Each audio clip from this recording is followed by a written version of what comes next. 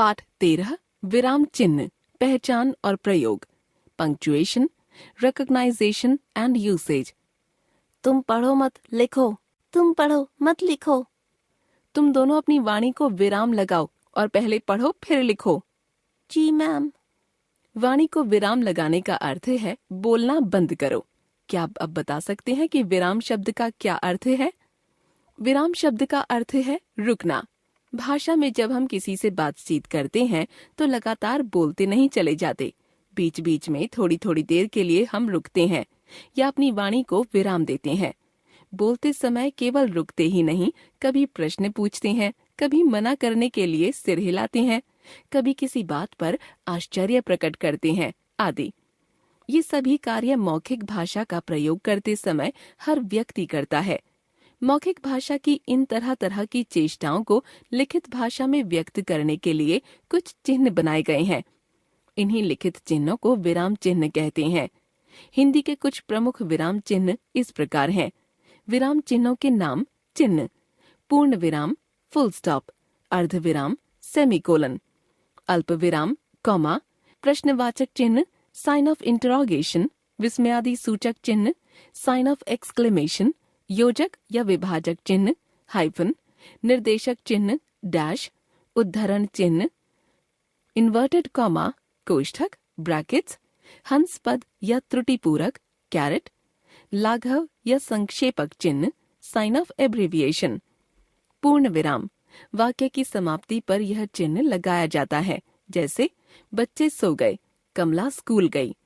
अर्ध विराम, जब वक्ता पूर्ण विराम की तुलना में कम समय, लगभग आधा के लिए रुकता है, तब अर्ध विराम का प्रयोग किया जाता है, जैसे सब लोग चिल्लाते रहे पर किसी ने नहीं सुने। सब लोग दवाई तलाशते रहे पर दवाई न मिली क्योंकि इस दवाई की बाजार में कमी हो गई थी। अल्प विराम, वाक्य के बीच में जब अर्ध विराम की तुलना में भी कम रुका जाता है तब अल्प विराम का प्रयोग किया जाता है, जैसे पिताजी ने आलू, गोभी, खीरा, टमाटर आदि खरीदे। नहीं, मैं नहीं चल सकता। प्रश्नवाचक चिन्ह, जब वाक्य में वक्ता प्रश्न पूछता है तब इस चिन्ह का प्रयोग किया जाता है, जैसे आपका नाम क्या है, तुम कहाँ गए थे।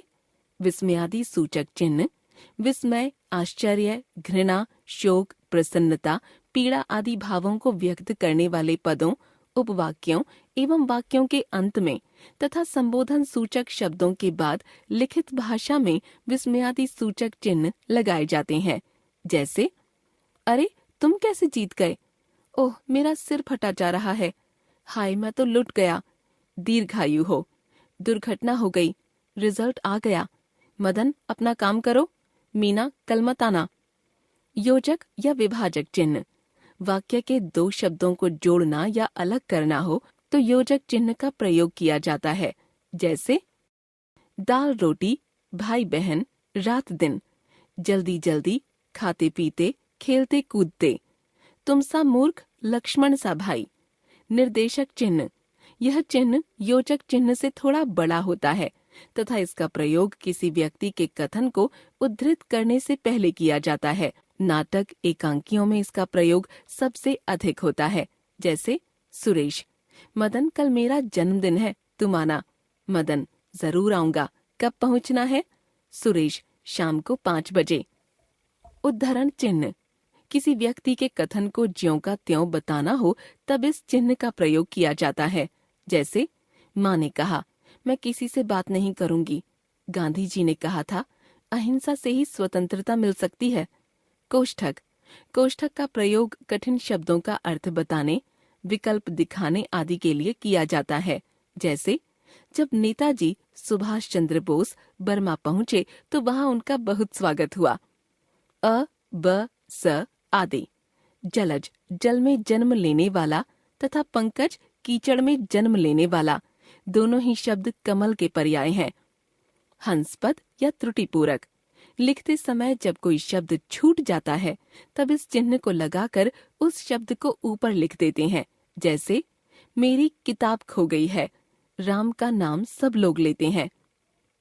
लाघव या संक्षेपक चिन्ह, किसी बड़े अंश का संक्षिप्त रूप लिखने के लिए लाघव चिन्ह का प्रयोग किया जाता है, जैसे आकस्मिक अवकाश आ अ, चिकित्सावकाश ची अ, प्रेरणार्थक क्रिया प्रे क्री,